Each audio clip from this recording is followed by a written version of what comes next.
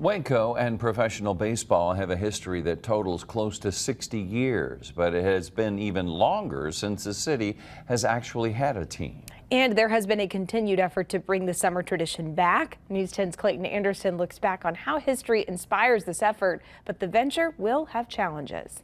I think we're the right size and scope for a minor league team. The conversation about a team coming to Waco comes after the city considered moving up the timeline for construction on a new baseball stadium downtown. The city is looking at a stadium with 6,000 seats, but it wouldn't just be the stadium. It would also be surrounded by shops, restaurants, and apartment buildings. Lane Wakefield, the director of the Center for Sales Strategy and Sports Entertainment at Baylor University, says the ownership would have to prioritize the fans and entertainment outside of baseball to be successful.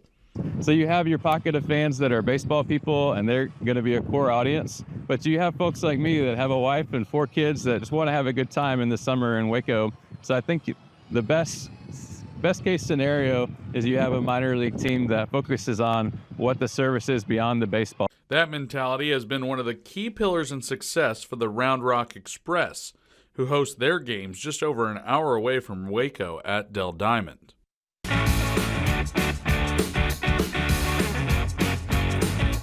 And with Round Rock being so close, it may be a good idea to study some of the things that have brought them success so far in their years of operation. I've not lived full-time in Waco since 2009, but I know things have changed a lot as it relates to a lot of growth that's come that way, but you really need that to support you. And of course, the fan base. I mean, you need people to understand that minor league baseball, is a 75 home games here in Round Rock. That's a lot of games. Tim Jackson, the general manager of the Express, is no stranger to Waco. He played baseball for the Bears, and he says he thinks Waco would be a good potential site for a Double-A team in the Texas League. You're going to bus a lot in that league, and the fact that it's in Central Texas makes it easy to kind of get to a lot of those areas. The Friscos and the Midlands and the Amarillos and the Corpus Christis and the San Antonios. And so I know that's been talked about, that could easily slide into something like that. Where I'm standing right now is where Katy Ballpark used to be, where there was many professional games way back when in Waco, and now there is hope for a new minor league baseball team sometime in the future here in Waco. In 1906, the Waco Navigators played in the Texas League until 1919, before the team became the Waco Cubs. The park also hosted the Waco Dons, who eventually became the Waco Pirates, playing in the 40s and 50s. For 60 years, it provided a hub for sports and entertainment in Waco.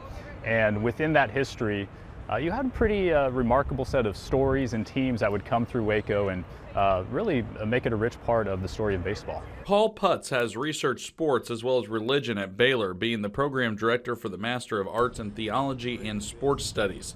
He says baseball plays a very significant story in Waco's history. From Babe Ruth and company barnstorming in Waco to an historic night that was a first in Texas. In 1930, you had the very first game in Waco that was played at night. So the first night baseball game in Texas, and it's actually a Negro League game. So you had the Waco team, the Cardinals, playing against the Kansas City Monarchs, one of the most impressive Negro League teams of all time. At the Magnolia Silos, you can see a small replica commemorating Katy Park. Now, the question still remains exactly if and when pro baseball returns to Waco. In Waco, Clayton Anderson, KBTX News 10.